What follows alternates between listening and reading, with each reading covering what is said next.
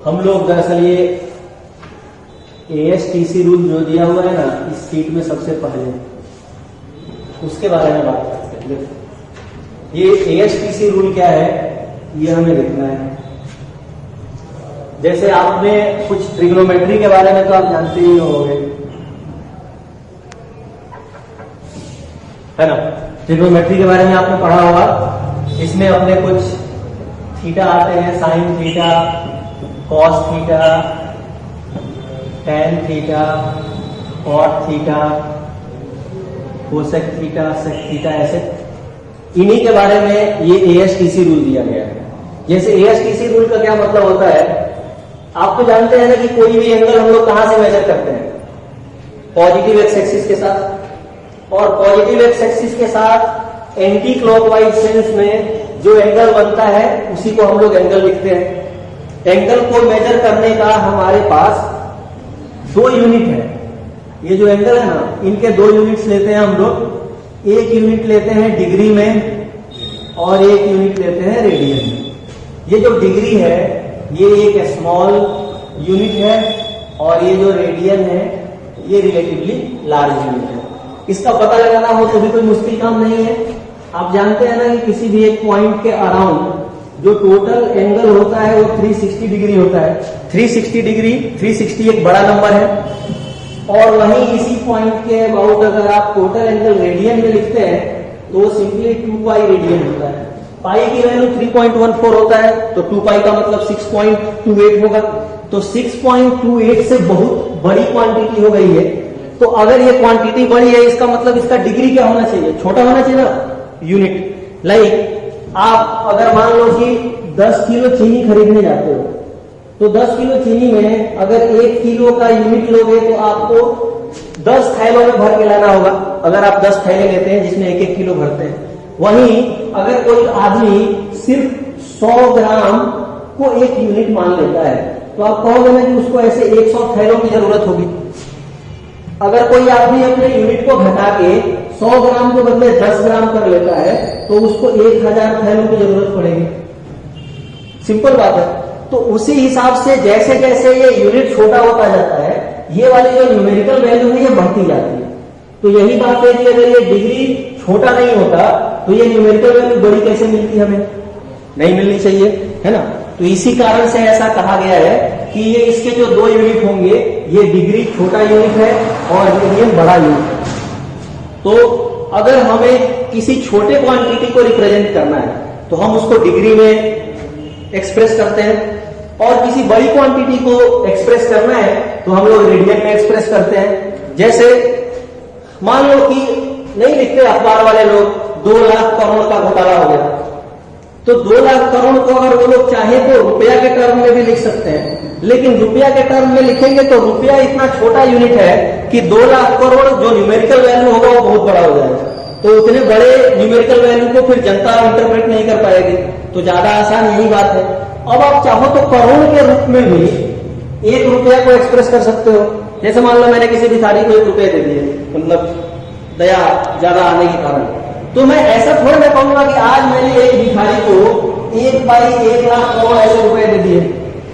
तो आप ये कहोगे ना कि मतलब दिया तो आपने 1 ही रुपया है तो उसको करोड़ के रूप में कहने की क्या जरूरत है। अगर छोटी वैल्यू है तो उसको छोटे यूनिट के साथ छोटा न्यूमेरिकल वैल्यू लेके लिख लेंगे, बस यही बात है। तो ये बारे में हम लोग आगे चलते हैं कि जैसे पॉजिटिव एक्स एक्सिस के साथ जो आप लिखेंगे वो 0 डिग्री होगा। अगर ये 0 डिग्री है तो इस पे ये परपेंडिकुलर है अपना पॉजिटिव वाई, जिसको आप 90 डिग्री लिख सकते हैं। हम लोग क्योंकि एंटी क्लॉकवाइज सेंस में चल रहे हैं तो हम लोग पॉजिटिव एंगल की तरफ चल रहे हैं। अगर हम लोग क्लॉकवाइज सेंस में चलते तो हम लोग नेगेटिव एंगल लिखते। इसके साथ ये वाला परपेंडिकुलर है और 0 डिग्री के साथ एंटी पैरेलल है तो आप इसको आराम से 180 डिग्री लिख सकते हो, इसको 270 डिग्री लिख सकते हो, फिर से इसको 360 डिग्री लिख सकते हो, सो ऑन। ऐसे ही हम लोग इसको घूमते रहेंगे, कोई समस्या नहीं है। जैसे फिर आप यहाँ पे आओगे तो आपको इसको कितना लिखना होगा, 450 डिग्री। आप लोग तो जानते हैं कि एक पूरा चक्कर काट लेने का मतलब होता है 360 डिग्री घूम जाना या 2 पाई रेडियन घूम जाना।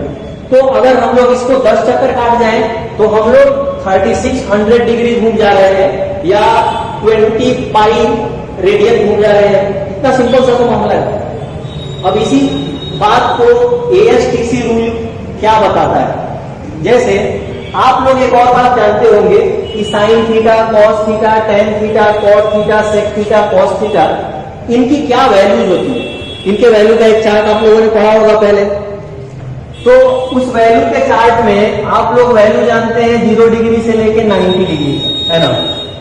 अगर मैं मान लो पूछूं कि साइन 120 डिग्री कितना होगा या साइन 330 डिग्री कितना होगा, तो आप लोग कहोगे ना कि ये हमारे लिए आउट ऑफ सिलेबस है, हम लोग इसके बारे में नहीं जानते, हमें कुछ और दिमाग लगाना होगा वगैरह वगैरह। तो ये ASTC रूल हम लोगों को इसी चीज के बारे में दिमाग लगा के बताता है कि कोई भी बड़े से बड़े वैल्यू को भी हम लोग बड़े आराम से चाहें तो इस तरीके से ब्रेक कर सकते हैं, ताकि हम 0 से लेकर 90 डिग्री में ही जो वैल्यूज होंगी उन्हीं वैल्यूज के हिसाब से इसको सेट कर दिया जाएगा और सेट करके अपना जो रिजल्ट होगा वो रिजल्ट हम लोग लिख लेंगे, है ना। तो अब जैसे आपको ये पता होगा कि भाई अगर हम लोग यहाँ पे एंगल बनाते हैं तो कोई भी एंगल अगर आप थीटा बनाओगे तो ये थीटा एंगल के साथ ये वाला बेस का काम करेगा और ये वाला परपेंडिकुलर का, है ना। तो बेस पॉजिटिव है कि नहीं, पॉजिटिव एक्स एक्सिस के अलॉन्ग जा रहे हैं तो कोई भी क्वांटिटी पॉजिटिव लिया जाएगा, और ये परपेंडिकुलर है अलॉन्ग पॉजिटिव वाई एक्सिस, तो इसको भी आप क्या करोगे, पॉजिटिव ही लोगे। तो अब आप साइन थीटा को अगर लिखते हैं तो साइन थीटा को आप P/H लिखते हैं। H के बारे में तो हम लोगों को कोई जानकारी नहीं है, वो दोनों में से किसी एक्सिस के अलॉन्ग नहीं है, लेकिन P पॉजिटिव एक्स एक्सिस के वाई एक्सिस के अलॉन्ग है, तो आपको नहीं लगता कि इस क्वाड्रेंट में साइन थीटा को पॉजिटिव होना चाहिए।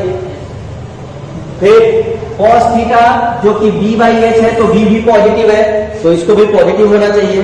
Tan theta equal to P/B, P और B दोनों पॉजिटिव है, B/P दोनों पॉजिटिव है, H/P दोनों पॉजिटिव है, H/B B पॉजिटिव है। तो ये सारे पॉजिटिव होने के कारण फर्स्ट क्वाड्रेंट में और ट्रिग्नोमेट्रिक फंक्शन जो है अपने sine cos theta, tan theta, cot theta, ये सारे पॉजिटिव है। इसीलिए ASTC रूल में इस ऑल का A को पहले लिखा गया है ना। फिर इसी एनालॉजी को आगे बढ़ाया गया है सेकंड में। जैसे सेकंड क्वाड्रेंट में याद रखने के लिए हम लोग क्या करते हैं, यहां से एंगल थीटा बना लेंगे, यहां से एंगल थीटा बना लोगे तो perpendicular along positive Y axis है, पर बेस अलॉन्ग क्या है, माइनस एक्स एक्सिस, तो B को नेगेटिव होना चाहिए और P को पॉजिटिव होना चाहिए। तो इसमें से साइन थीटा पॉजिटिव होगा। H के बारे में हम लोग डिसाइड नहीं कर रहे, हमें सिर्फ P पॉजिटिव है तो भाई साइन थीटा पॉजिटिव हो गया। कॉस थीटा नेगेटिव हो जाएगा क्योंकि B नेगेटिव है, टेन थीटा नेगेटिव हो जाएगा क्योंकि B नेगेटिव है, फिर कॉट थीटा नेगेटिव हो जाएगा क्योंकि B नेगेटिव है, और कोसेक थीटा फिर से पॉजिटिव हो जाएगा क्योंकि यहाँ पे P पॉजिटिव है, H के बारे में हमें बात नहीं करना है। फिर सेक थीटा H पॉजिटिव है और B नेगेटिव है तो ये भी नेगेटिव आ जाएगा, है ना। तो आप आराम से कह सकते हो कि इसमें सिर्फ साइन थीटा पॉजिटिव है और उसका कॉम्प्लीमेंट्री कोसेक थीटा पॉजिटिव। तो साइन थीटा इंपॉर्टेंट है तो हम लोग क्या करते हैं, इसमें ASTC रूल में अगला टर्म इसलिए S लिखा गया है कि भाई सेकेंड क्वाड्रेंट जो कि 90 डिग्री से 180 डिग्री के बीच में है, वहां पे साइन थीटा पॉजिटिव होगा। साइन थीटा पॉजिटिव होगा तो बहुत नेचुरल है कि उसका कॉम्प्लीमेंट कोसेक थीटा भी पॉजिटिव होना चाहिए। फिर थर्ड क्वाड्रेंट में अगर आप बन के आ जाते हैं तो थर्ड क्वाड्रेंट में ये क्या हो जाएगा भाई, वापस ये वाले एंगल को हम लोग थीटा लेंगे। अगर ये वाले एंगल को हम लोग थीटा लेते हैं तो ये परपेंडिकुलर बेचारा नेगेटिव है और B की वैल्यू भी नेगेटिव है, तो आप कहोगे ना परपेंडिकुलर नेगेटिव है तो साइन थीटा नेगेटिव हो गया, B की वैल्यू नेगेटिव है तो कॉस थीटा नेगेटिव हो गया, लेकिन negative divided by negative is positive, तो P/B पॉजिटिव होना चाहिए, B/P भी पॉजिटिव होना चाहिए, कोसेक थीटा नेगेटिव होगा, सेक थीटा नेगेटिव होगा। तो इसीलिए हम लोग कह सकते हैं ना कि थर्ड क्वाड्रेंट में ये टेन थीटा और इनका मित्र कॉट थीटा ये पॉजिटिव होंगे और बाकी सारे नेगेटिव होने वाले हैं। तो इसीलिए देखो ASTC रूल में थर्ड वाला टर्म कौन लिया गया है, टेन थीटा को लिया गया है, ताकि हम उसके बदले T लिख सके। फिर फोर्थ क्वाड्रेंट में ऐसे ही आप बनाओगे, फोर्थ क्वाड्रेंट का मतलब होता है 270 डिग्री से लेकर 360 डिग्री तक, और इसके लिए आप P की वैल्यू को नेगेटिव ले सकते हैं, जबकि बी की वैल्यू पॉजिटिव होगा, है ना। इसके अलावा पॉजिटिव होगा एक्स एक्सिस के अलावा, और माइनस वाई एक्सिस के अलावा नेगेटिव होगा, सिंपल बात है। यहां भी अगर आप चेक करोगे तो साइन थीटा नेगेटिव है, क्यों? परपेंडिकुलर ही नेगेटिव है, तो क्या समस्या है? कॉस थीटा इस बार पॉजिटिव हो जाएगा भाई, है ना, क्योंकि बी पॉजिटिव है, एच को हम लोग बाई डिफॉल्ट पॉजिटिव मान के चल रहे हैं। टेन थीटा भी नेगेटिव हो जाएगा क्योंकि पी नेगेटिव है, कॉट थीटा भी नेगेटिव हो गया, कोसेक भी नेगेटिव हो गया, सेक थीटा बाद में पॉजिटिव हो जाएगा। तो आप कह सकते हो ना कि फोर्थ क्वाड्रेंट में कॉस थीटा और उसका कॉम्प्लीमेंट वाला हिस्सा जो है सेक थीटा, ये कॉस और सेक क्या होंगे? पॉजिटिव लिखे जाएंगे। तो कॉस और सेक अगर पॉजिटिव लिखे जाएंगे तो ये दोनों को हम लोग पॉजिटिव लिख लेते हैं, और अगर ये पॉजिटिव है तो फिर यहां आराम से आप लिख सकते हो कि भाई थर्ड वाले में जो सी टर्म है, ये सी टर्म को हमने पॉजिटिव लिखा है। यानी इस एएसटीसी रूल का सार है। अब इसका यूज कैसे करना है? क्योंकि हम लोग अगर कोई भी एक रूल पढ़ते हैं तो सबसे पहले ये दिमाग में आता है ना कि हमें उसका क्या फायदा मिलेगा। तो फायदा लेने के लिए हमें सबसे पहला काम जो करना है वो ये करना है कि भाई साइन थीटा को अगर आप चाहो तो ऐसे लिख सकते हो, जैसे sine n into 180 plus minus theta equal to bracket के साथ साइन थीटा। यहां पे n को क्या होना चाहिए? एक इंटीजर, और थीटा की वैल्यू जानते हो कहां से कहां तक होना चाहिए? 0 से लेके 90 तक, या 0 से बड़ा और 90 से छोटा, ऐसा लिख लेते हैं। इसके बीच में अगर कोई भी वैल्यू पड़ जाएगा तो उसके हिसाब से हम लोग एएसटीसी रूल लगाएंगे, और वहां पे पॉजिटिव साइन होगा कि नेगेटिव साइन होगा इसके बारे में डिसीजन ले लेंगे। जैसे अपनी बात हो रही थी साइन 120 डिग्री निकालने की, तो मैं सिंपली ये काम करूंगा कि साइन 1 इंटू 180 डिग्री। अब आप कह सकते हो ना कि 180 में से अगर 60 घटा दिया जाए तो 120 हो जाएगा। सारे रूल्स इसमें फॉलो हो रहे हैं। हमने n की वैल्यू इंटीजर कहा था, मैंने 1 लिया है। हमने थीटा की वैल्यू 90 से छोटा लेने को कहा है, मैंने 60 लिया है, कोई दिक्कत नहीं है। एंड 180 माइनस 60 तो 120 होता ही है, कोई समस्या नहीं। अब आप आराम से इसको चाहो तो ऐसे लिख सकते हो, साइन और साइन के साथ इधर 60 डिग्री लिख लेंगे, आगे एक ब्रैकेट बनाएंगे। अब ब्रैकेट के लिए कहां से डिसीजन होगा इसका पता हमें चलता है यहां से। साइन 120 डिग्री, 120 डिग्री जो एंगल है ये किस क्वाड्रेंट में पड़ना चाहिए? आपको वगैरह सेकंड में, क्योंकि 90 से बड़ा और 180 से छोटा है 120 डिग्री, तो इसको सेकंड क्वाड्रेंट में पढ़ना चाहिए। और सेकंड क्वाड्रेंट में साइन थीटा पॉजिटिव होता है, तो हमें क्या करना है? यहाँ ये साइन पॉजिटिव वाला ले लेना है। और फिर आप लोग आगे जानते हैं कि ये प्लस साइन 60 डिग्री की वैल्यू कितनी होती है? √3/2, तो ये सीधे √3/2 हो गया। मान लो कि मेरी इच्छा है कि मैं एक और एग्जाम्पल लूं, मैंने इसके लिए tan 225 डिग्री ले लिया है। ये भी 90 डिग्री से बड़ा है, जिसकी वैल्यू हम लोगों को पता नहीं चलता, हम लोग पता करना चाहते हैं एएसटीसी रूल की मदद से। तो हमें वही काम करना होगा, tan 1 into 180 degree plus 45 degree. हमें हमेशा यही दिमाग लगाते हैं कि हम लोग कैसे थीटा की वैल्यू को 90 से छोटा रखते हुए में और n की वैल्यू को इंटीजर रखते हुए में उस चीज को वापस लिख सके। तो हमने यही काम किया है कि 1 इंटू 180 प्लस 45 डिग्री कर लिया है। ये हो गया tan थीटा। आप यहाँ पे एक ब्रैकेट बना दीजिए, इसको tan 45 डिग्री बना दीजिए। अब ये ब्रैकेट में क्या लिखा जाएगा ये हमें सोचना है। जैसे पहला, दूसरा, ये तीसरे क्वाड्रेंट में पड़ेगा tan 225 डिग्री, तो थर्ड क्वाड्रेंट में तो tan थीटा पॉजिटिव होता है। अगर ये tan थीटा पॉजिटिव होता है तो यहाँ पॉजिटिव साइन लिख लेने का, और यहाँ आंसर कितना हो जाएगा आपका? +1। तो इस तरीके से हम लोग जो भी वैल्यू चाहें उसको सॉल्व करके लिख सकते हैं। तो आप लोग नहीं हो तो इसको एक बार लिख लीजिए, और फिर उसके बाद से आपको मैं कुछ सवाल देता हूं, फिर उसको ट्राई किया जाएगा।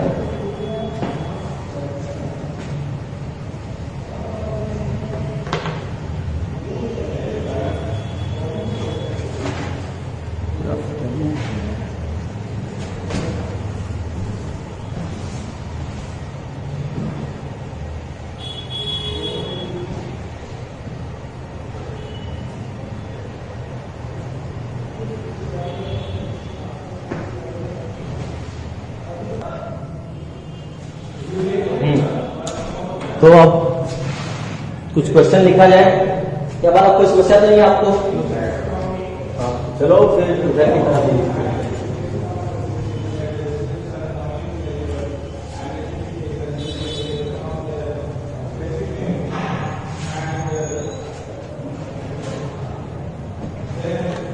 तो सबसे पहले है अपना साइन 150 डिग्री कितना होगा निकालिए। सेकेंड में sine 225 degree, sine 300 degree, sine 330। Fifth में cos 150 degree, cos 240 degree,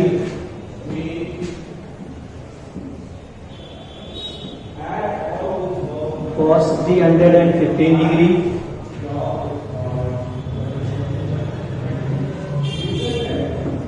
tan 120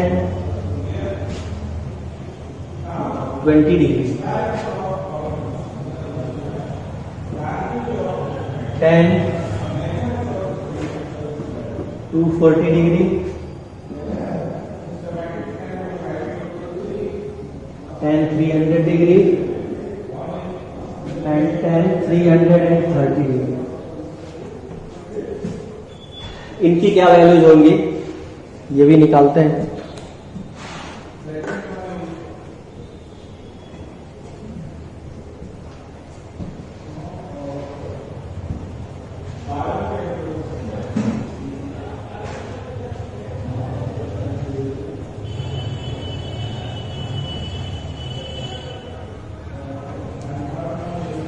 इसके आगे एक साइन भी लिख लीजिए, तो पता चलेगा हम साइन के बारे में बात कर रहे हैं।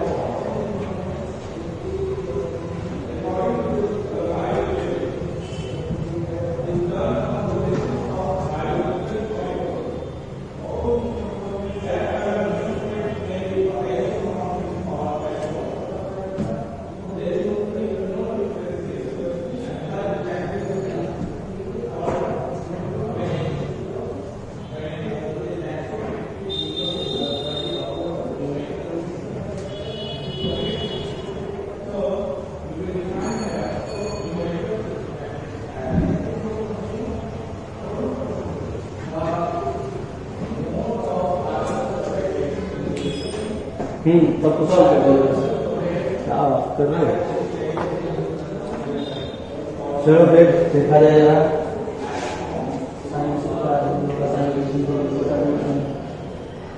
एक स्टेप को सीधे उड़ा ही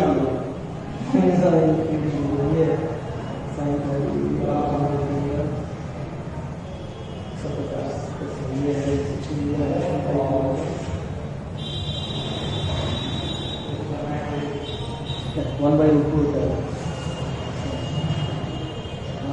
यहाँ पे कॉस्ट कर देगा।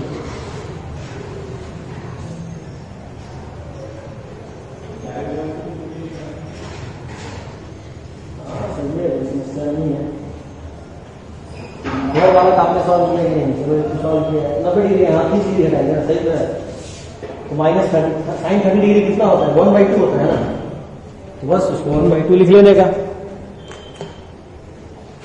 देखिए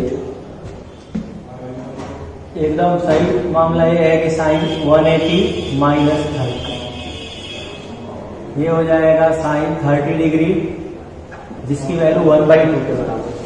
सिमिलरली एक कॉस का एग्जांपल ले लेते हैं। Cos 1 × 180 degree minus 30 degree, cos 30 degree ये माइनस साइन के साथ आएगा क्योंकि ये सेकंड क्वाड्रेंट में है। ये बन जाएगा अपना minus √3/2। tan 120 degree, tan 1 × 180 minus 60 degree, ये भी आएगा। सेकंड क्वाड्रेंट में tan नेगेटिव होता है तो माइनस tan 60 डिग्री माइनस √3 होगा, है ना। इसी हिसाब से आप इसको सॉल्व कर लीजिएगा। फिर इसमें अगला एक जो रूल दिया हुआ है अपना साइन रूल। ये साइन रूल के बारे में तो आप लोग जानते ही होंगे। क्या भाई रवि, क्या जानते हो कि नहीं इस रूल को? हाँ तो सही है। अच्छा, इसको कहाँ कहाँ यूज कर सकते हैं फिर ये बताओ। किसी भी ट्रायंगल में यूज कर सकते हैं। ये तो सबसे बड़ा फायदा इसका यही है, नाम है इसका साइन रूल।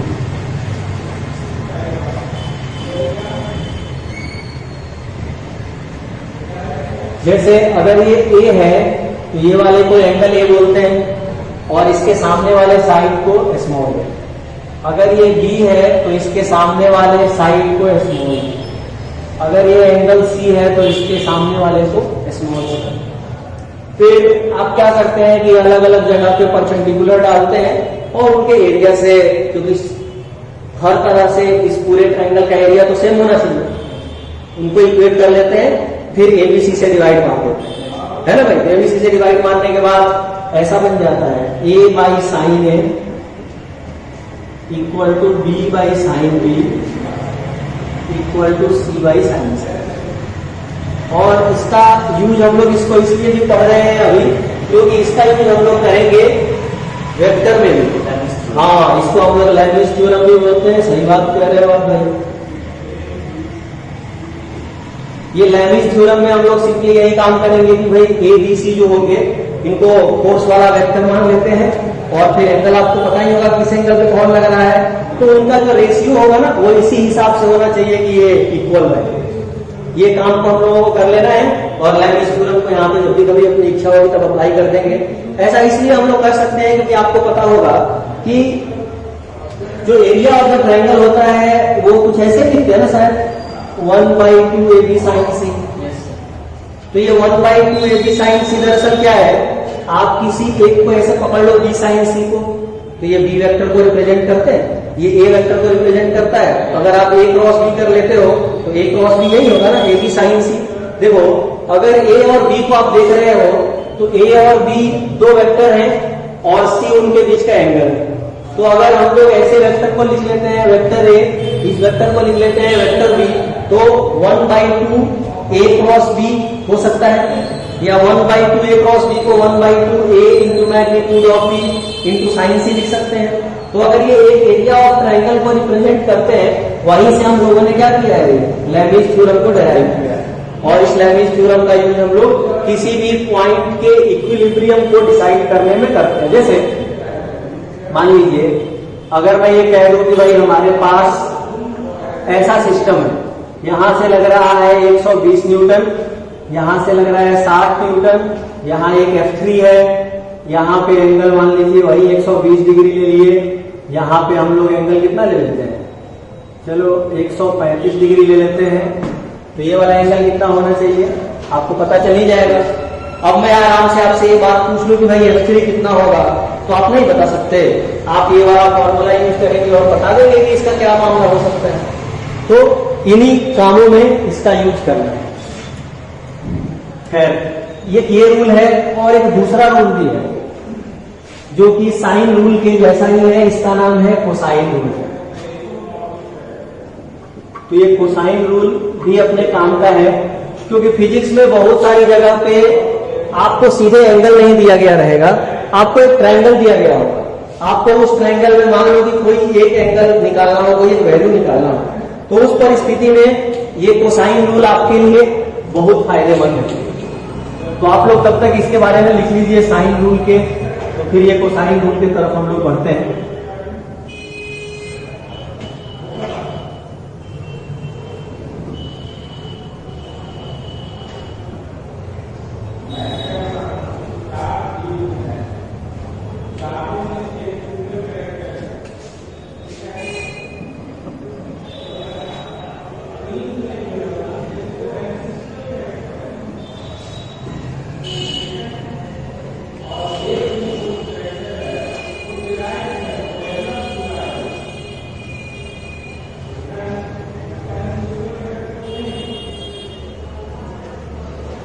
ये अपना एरिया ऑफ द ट्रायंगल है, उसके बारे में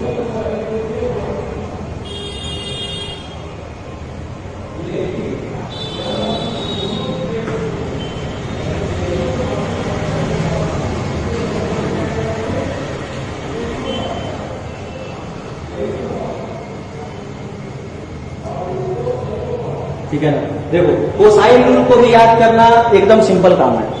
सिंपल इसलिए है, हम लोगों को कुछ खास काम नहीं करना है। देखो जैसे ए वाला एंगल के बारे में बात कर रहे थे कॉस ए निकालने में, तो आपको सिंपली क्या करना चाहिए कि ए के इर्द गिर्द जो दोनों नंबर्स हैं उनको स्क्वायर करके जोड़ना है।